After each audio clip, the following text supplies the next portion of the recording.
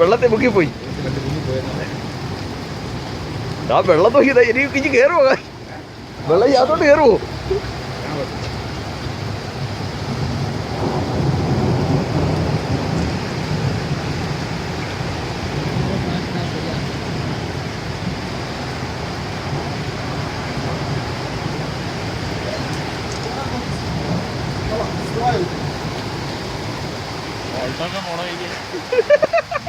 Auto bumper പിളകി പോകും.